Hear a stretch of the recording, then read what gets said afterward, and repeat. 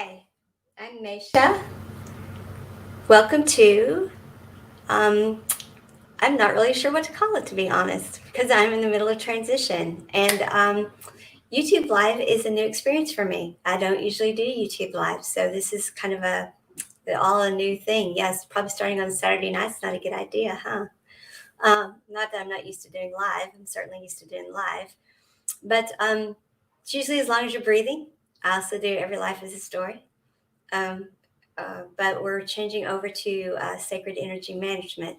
The shows, as long as you're breathing and every life is a story, they're not going away. They're going to stay. But sacred energy management is the umbrella that we're going to be coming under. And so I came on tonight to just talk a little bit about all of that and to let you all know that the channel we do have, which we've never really pushed YouTube. YouTube, to be perfectly honest, has been more of kind of a I really don't know what it's been, to be honest. YouTube has not been something we've ever pushed or worked a whole heck of a lot.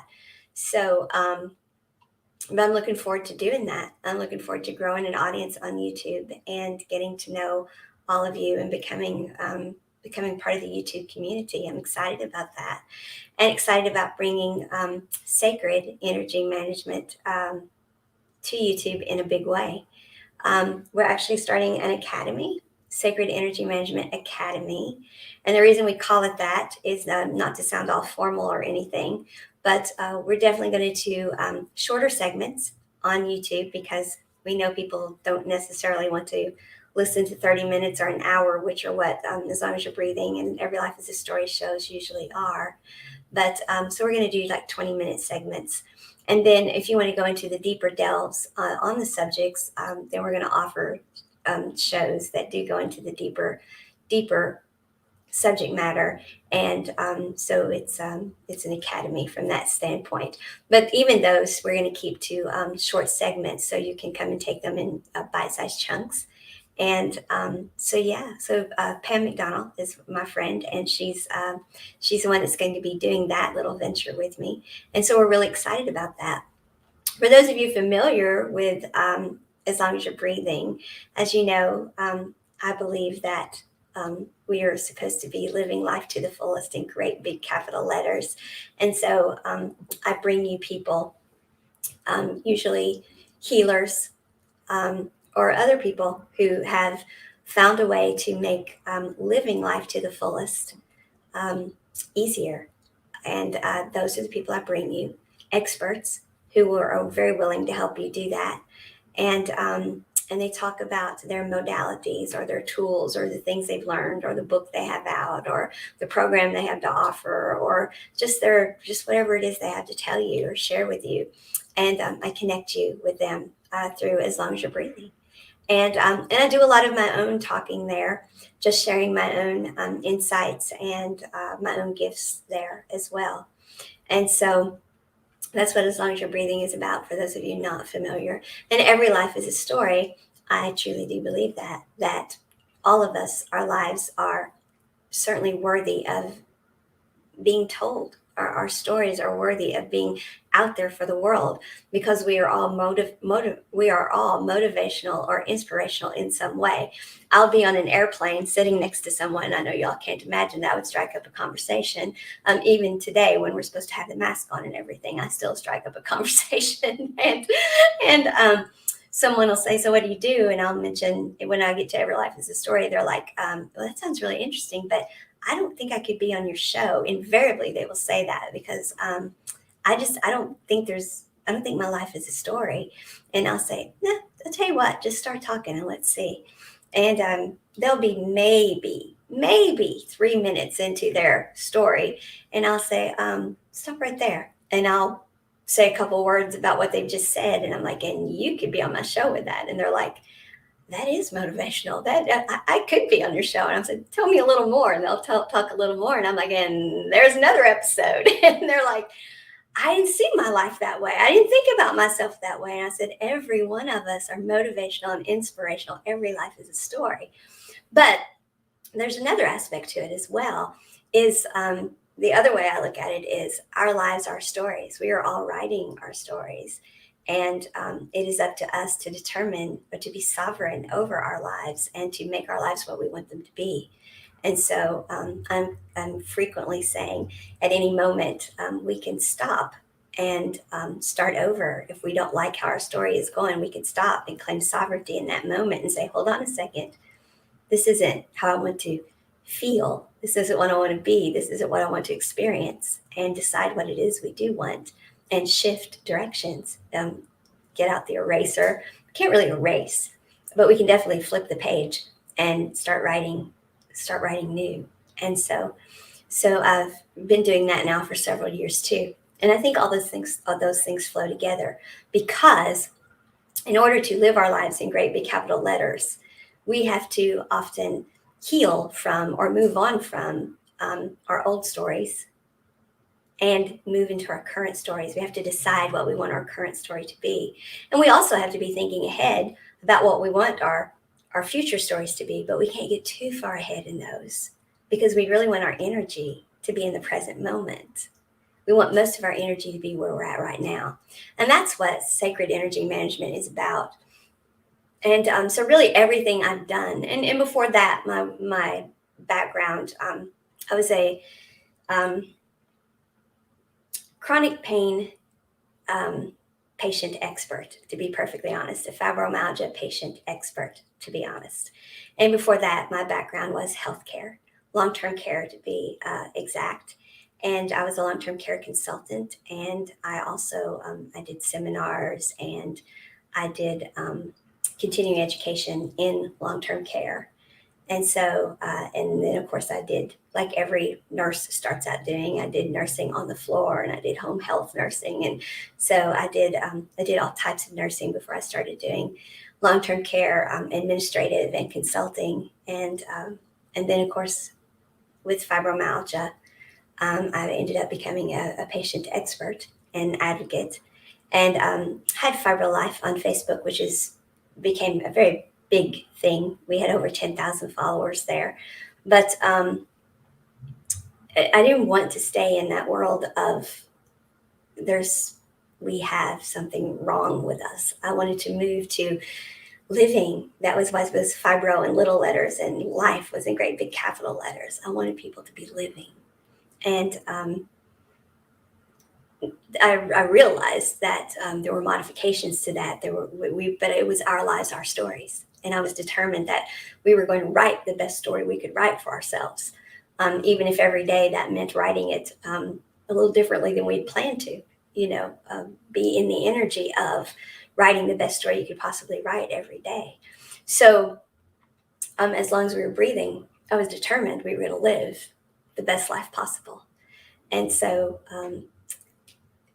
the first thing I did as soon as I got well enough myself to be doing anything, because I was a workaholic that wasn't able to do what she used to do, is I had a very large writers group on MSN back in the MSN group days, before there was ever a Facebook, before we even had regular blogs and all of that. Blogging was just kind of becoming a thing. And so I'm showing my age here, folks. It's back when we were in Tar and Energy a long time ago.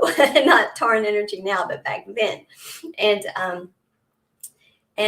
so I had a very large writers group, and we were over 800 members worldwide. And so I've led a very large writers group. And we were looking at compilation books and self-publishing way back then, when it was called Vanity Press, because we realized that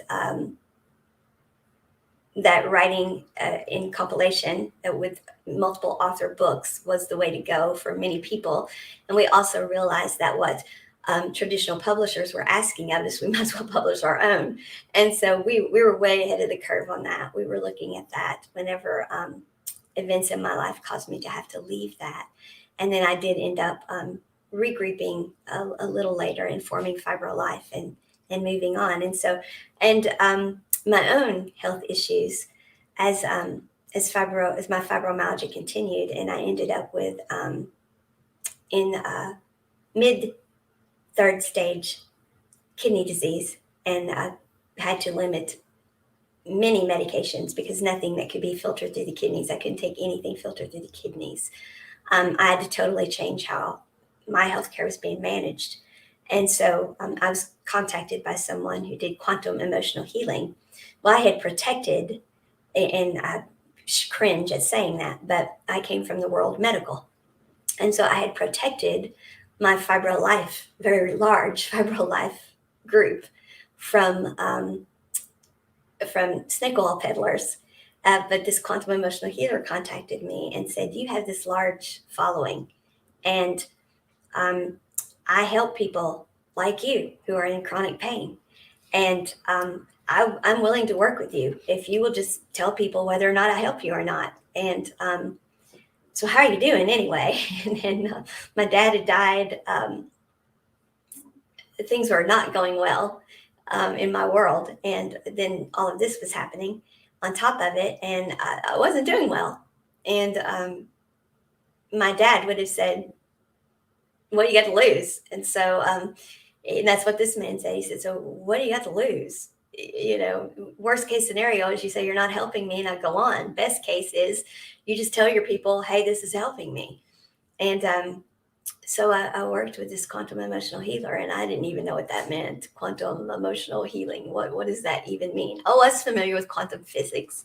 I had decided many years back that everything was energy. I was following quantum physics and string theory and all of that, and I was definitely of the mindset that everything was about energy, but that we had. I didn't quite know how all that tied in, but everything in me knew that it did. Everything in me knew that it did, and I was coming to the understanding that our nervous systems, our fight, flight, or freeze, had gotten turned on with fibromyalgia and with most chronic pain issues, to be perfectly honest. Um, and that's what was wrong with us, and that we had to find a way to dial all of that back and turn all of that down, and that it was epidemic worldwide, and that something was going on worldwide that was causing, because it's not that it never happened before, that there was no one who'd ever had fibromyalgia or chronic fatigue syndrome or any of these other related fight, flight, or freeze related illnesses before. Certainly throughout history they had existed, but that they were so epidemic in proportion that there was something to that. And the strides we were making in quantum physics, and so how it all related, I wasn't quite sure, but it did.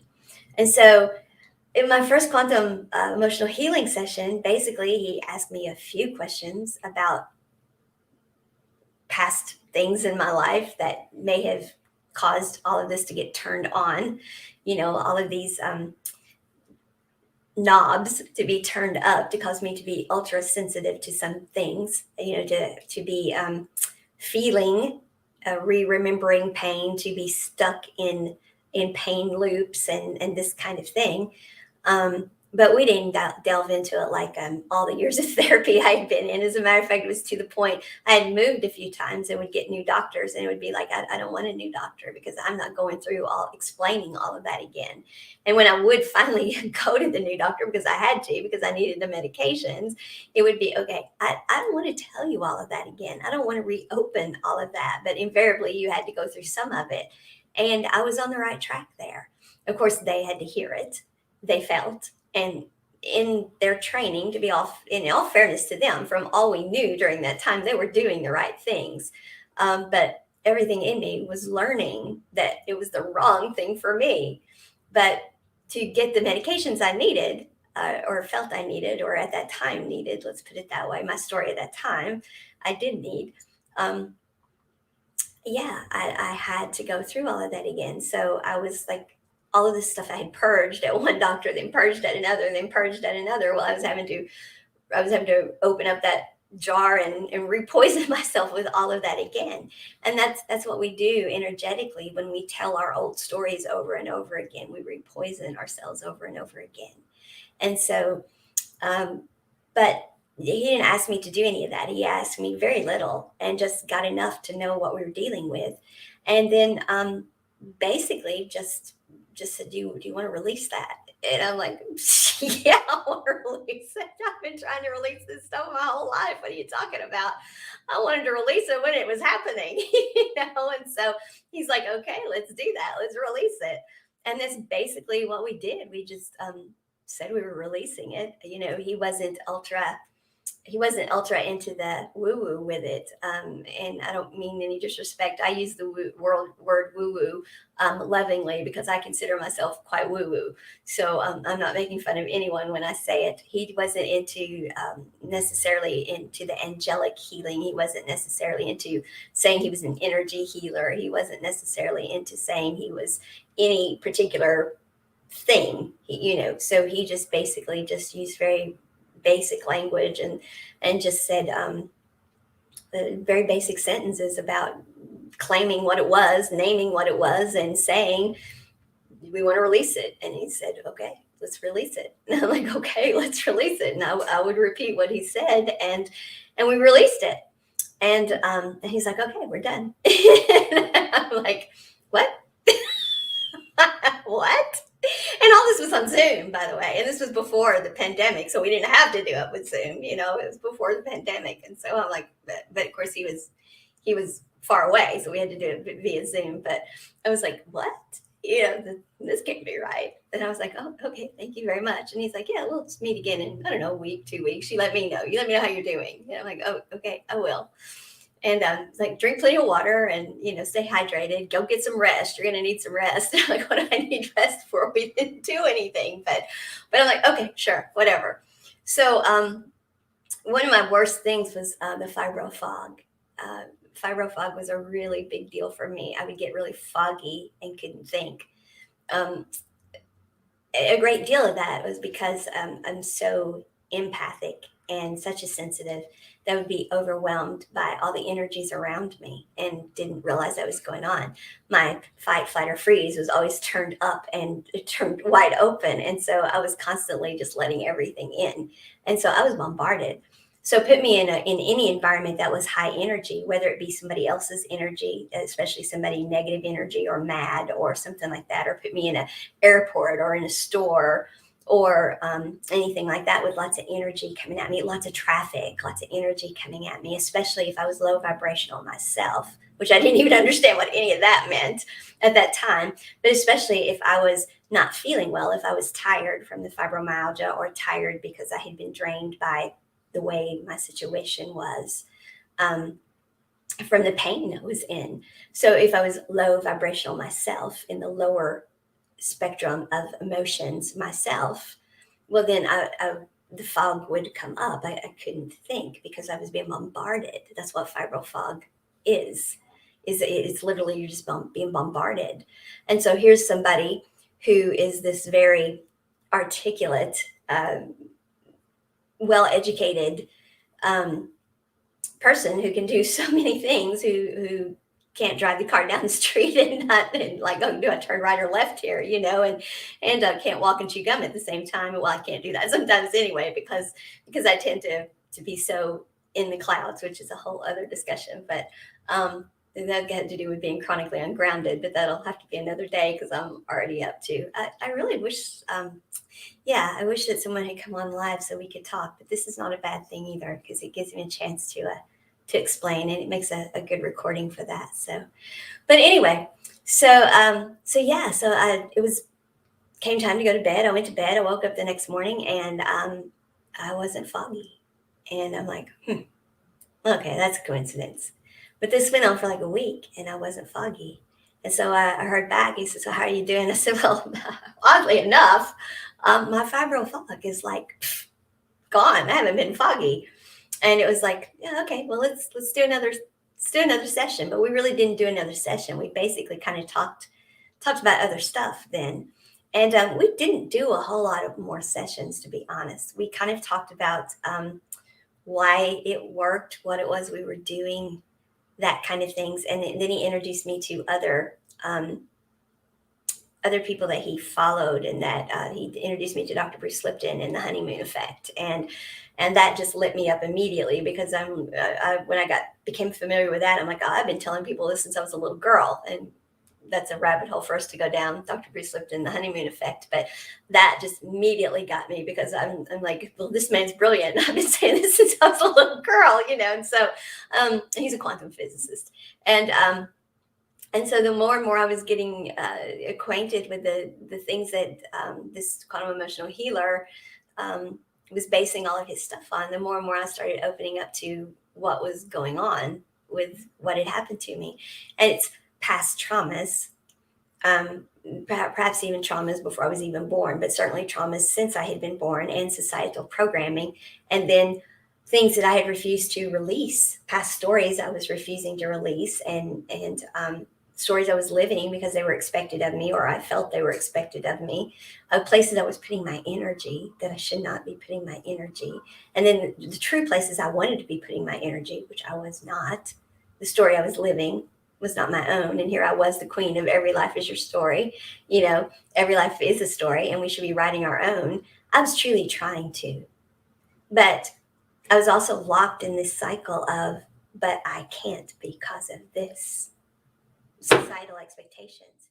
And I was even identifying that, but I didn't know how to release those things. And that's what I had to learn. And if people want to call that woo woo, they can call it woo woo. It's not.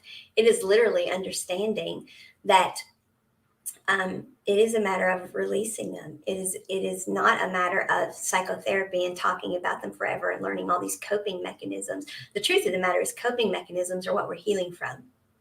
We've learned all these coping mechanisms. So learn how to deal with the fact that your family is this way. And so when you're at grandma's, handle it this way. And no, that is a coping mechanism. The truth of the matter is, it's your energy. And you decide for yourself, do you want to be in that situation? If that is how grandma wants to be, grandma can be that way. You don't have to be rude.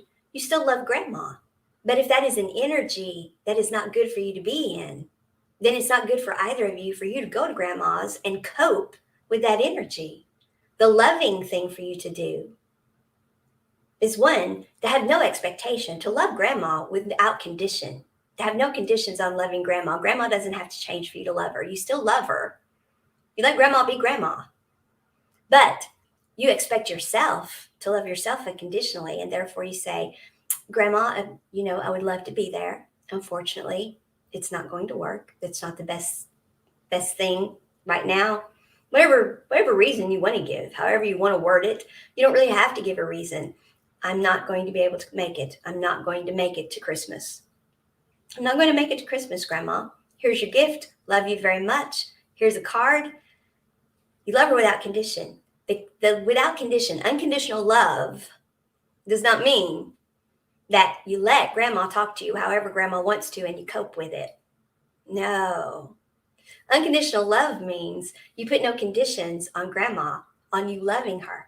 She gets to be grandma and you love her. But you take care of yourself. Your self-care is that you don't put yourself in a position where you're going to be treated in a way that makes you feel bad about yourself.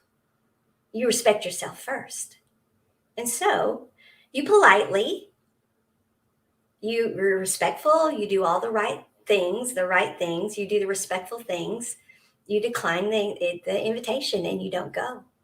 And you send grandma a gift. You loved her unconditionally. Now, if she loved you unconditionally, then she would not expect you to come there and allow her to treat you however she treated you. That was not appropriate.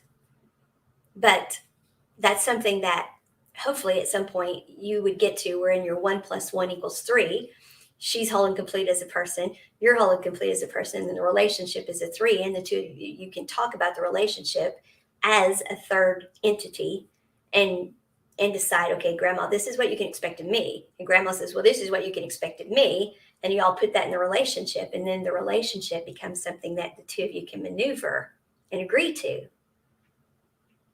Now, that's ideally what happens. But you certainly don't develop this coping mechanism where you go and you sit there like you've got a window up in front of you. So grandma can behave however she wants to, but none of it can get to you. You see it and you're there and you're engaged, but none of it can reach you. That's a coping mechanism. So you can go to grandma's and be with the family. No, that's what we're healing from, is we've been told to do that stuff. No, you don't go to grandma's. If you got to go to grandma's and have a window up between you and grandma because her behavior makes you have to shield yourself because of what it does to you emotionally, no, that's a coping mechanism that you're having to heal from. No, don't do that.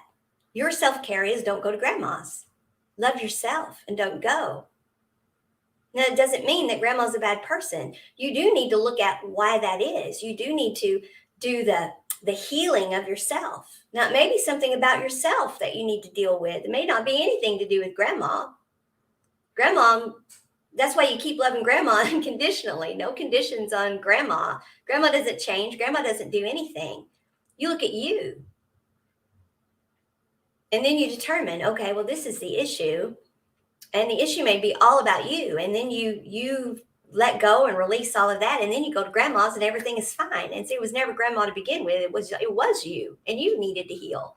But maybe it is something in your past, a trauma that is with you and grandma. And then you realize, holy smokes, I really do need to stay away from that person. And then you just don't go back. You love her unconditionally and you send the gift and you don't go back.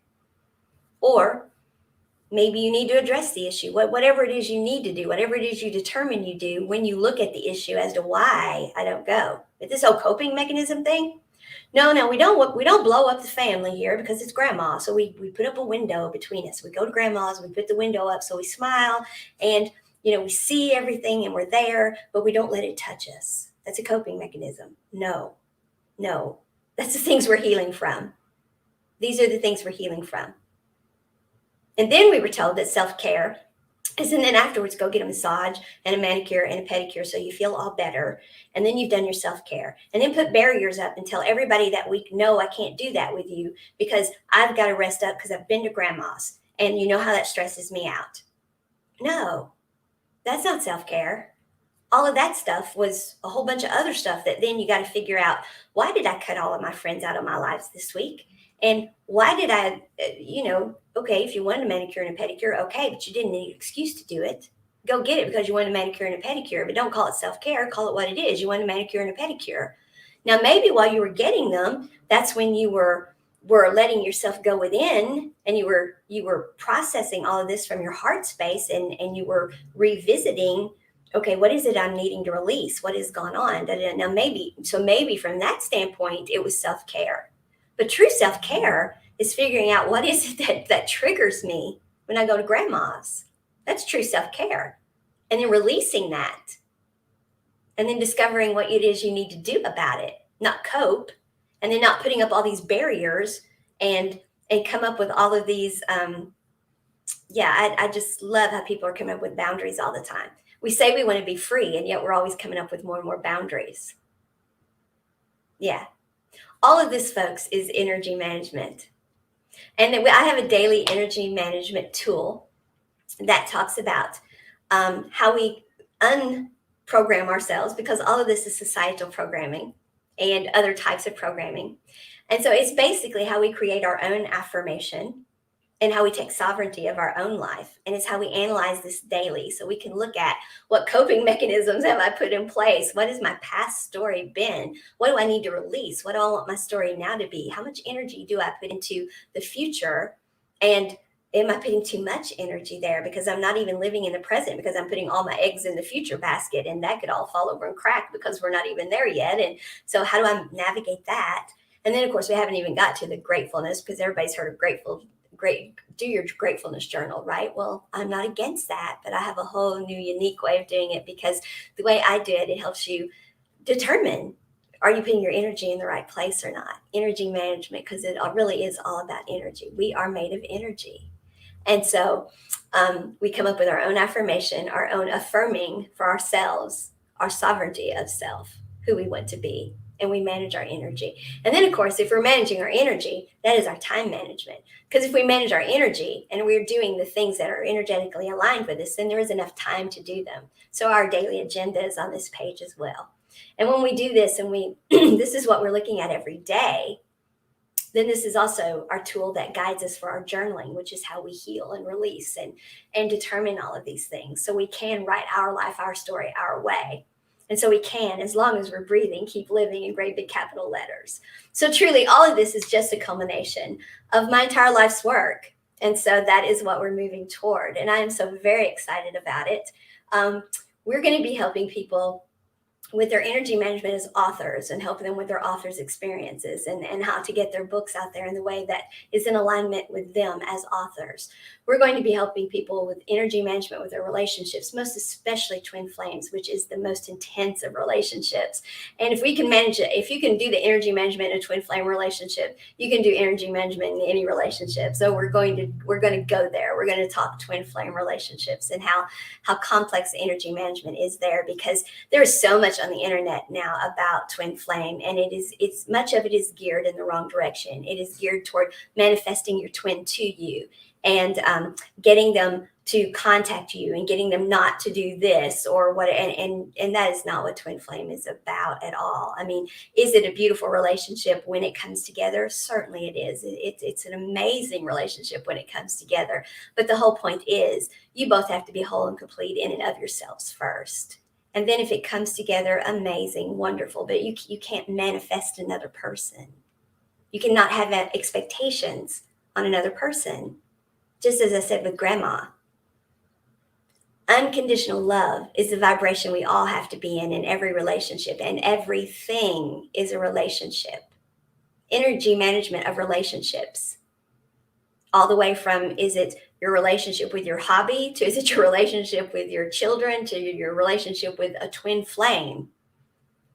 Energy relationship with energy management with relationships is what it's all about, because everything is relationship. And we have to be in the vibrational frequency, the highest vibrational frequency, which many say is unconditional love. And unconditional love means there are no conditions on how I feel about you. There are no conditions on my being in relationship with you. I'm not coming to you and saying, you have to be this. I'm telling you, I know me. This is my energy management. This is what I have to do for my self-care. This is what you can expect of me. And then I just wait. And you tell me who you are and what to expect from you. And then from there, we put those two sets of expectations into what is the third party, the relationship. What does your hobby give to you? That is your relationship with your hobby. Once it stops being a positive energy loop, there's nothing that you get from it, well, then it's time to move on from that. That's any relationship. If it becomes an energy deficit loop, it's either rework the relationship or it becomes your old story, and where you don't put energy anymore. It just becomes a memory. All of our energy needs to be in the current, mostly, some in the future, but mostly in the current. And it needs to be positive energy loops. All relationships. And it is about unconditional love. We love ourselves first. We treat ourselves the way we want to be treated by everyone else. We treat ourselves that way first. And then we do unto others. We treat everyone else with the same respect. We put no conditions on loving other people. But if they do not treat us with the same respect and kind, we're not obligated to stay in any kind of interaction with them. Unconditional love is we're simply not putting any conditions on having a relationship with them. They define the conditions. They say, this is what you can expect of me. And we define the condition they can expect from us. That's what unconditional love is. And certainly twin flame is intense, but all relationships are intense. But we're going to go from the least intense to the most intense. So certainly we're going to cover that too. But there's so much out there about twin flame that is just wrong from the standpoint of everyone's making it about the romance of it and about attracting the twin and manifesting the twin and getting the twin. until the two of you have become whole and complete unto yourselves, and until you have gotten to this point, until you understand it, until you both know who you are, until you define this, if you ever define it. The reason you want to understand twin flame is if you are a twin, you're feeling each other's energy, and that energy is affecting your lives. That's why you want to understand twin flame, and you want to do the healing that you need to do to go on and live your life whole and complete. And then if the two of you can manifest the relationship, wonderful, fantastic, that is amazing. And I will love to talk to you about how to do that and how to manage the energy of that. But if you can't, that's okay too, because it's a wonderful journey of healing for yourself, because your twin being incarnate when you are means that you have this an amazing opportunity to heal some things that maybe you wouldn't have healed otherwise. So, okay, I've gone on over 30 minutes now and covered a lot of ground. But energy management, everything is energy, because as my guides, because yes, I have guides. I am clairaudient, clairsentient, claircognizant. I'm all the clairs. I told you I'm very woo-woo. But I do see everything in the standpoint of energy. But I do understand that energy is also, it's conscious energy, that it is based upon the frequency, which is also based upon emotions. And so emotions are energy in motion. And so it's all related. And so, yes, I am a woo-wooist, is what I call it. I'm a woo-wooist, but I am certainly very capable of keeping it and just talking about it in terms of energy, because in the beginning, as my guides told me to say, and I love saying, there was energy, neither bad nor good, just energy. And since everything is energy, we certainly have to know how to manage our energy. So I look forward to introducing you to Pam when she can be on with me. She wasn't able to this evening. And I look forward to doing much more of this with you all. And we are going to continue as long as you're breathing. As a matter of fact, Elizabeth Kipp and I will be on this week with the three stages of consciousness, I believe. The journey of consciousness, the 3 stages, I think, or something like that's the name of the show. Elizabeth Kipp. I mean, it doesn't matter what she's talking about. The woman's brilliant. It's going to be great. And then, of course, Every Life is a Story is going to continue. And we are going to be bringing you Sacred Energy Management Academy. And I can't wait. So until then, you all, thank you. As long as you're breathing, keep living in great big capital letters.